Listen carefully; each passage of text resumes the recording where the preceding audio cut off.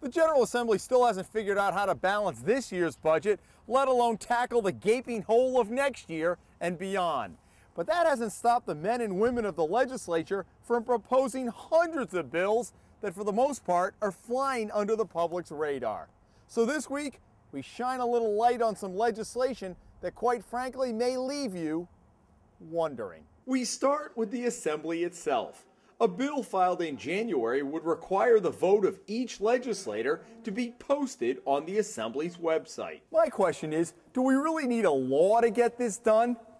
And why haven't we been doing it already, since clearly we have the technology and everybody up here is on the transparency bandwagon? At the same time, legislation is now pending to actually decrease the number of microphones in the chamber. I think we can probably all agree that's a good thing. It reminds me of a controversy here 20 years ago when top legislators used to park here on the front patio. Scoring a spot here was like having a low-numbered license plate. But their cars were causing so many oil drips that the preservationists howled. The only way to keep the legislators off the marble? Pass a law. Of course, the legislature's looking for money wherever it can get it, but I'm not quite sure that one Charlestown rep has the exact answer. He wants the lottery to create a scratch-a-tick game with some of the proceeds going toward tick bite prevention.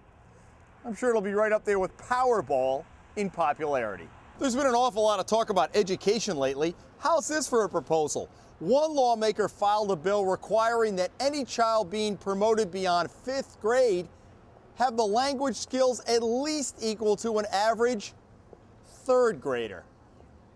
Now, how's that for educational reform? Speaking of kids, some visionary proposed a bill that would allow school committees to begin selling advertising space on school buses. Now, that's just what our kids need, to be bombarded on the way to and from school before getting it all over again on TV when they get home. In the category of we're looking out for you, a Pawtucket representative has filed a bill that would clarify that the Public Utilities Commission has to balance the interest of the taxpayer against a utility when deciding a rate increase. Now, wouldn't that be refreshing? Every year there are dozens of bills filed related to the court system, but I must admit this one surprised even a veteran court watcher like me. It would authorize anybody 65 or older to ask for an accelerated trial. Now, if I was 65, I'm not sure whether I'd take that as a compliment or an insult. Have you ever sat next to that guy in your office who refuses to get up and leave when the fire alarm goes off? Okay, I'm that guy. But you know what I figure? I stay at my own risk. Now they're putting in a bill that would actually make it illegal not to get up and get out. My only question is, who's going to rat out the offenders? Don't the firefighters already have enough to do?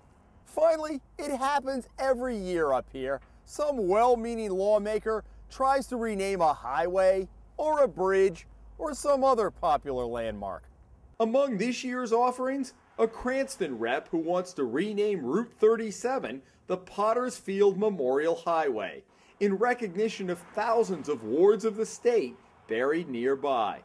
Likewise, a Portsmouth rep has begun her annual campaign to rename the Saconnet River Bridge after Anne Hutchinson, who apparently was the Roger Williams of her time. What these reps fail to realize is, even if it's a worthy cause and it actually goes through, it'll take at least 3 generations before anybody actually starts to call it the Anne Hutchinson Bridge. And then, it's likely to be shortened to the Hutch. I'm Jim Hummel for the Hummel Report.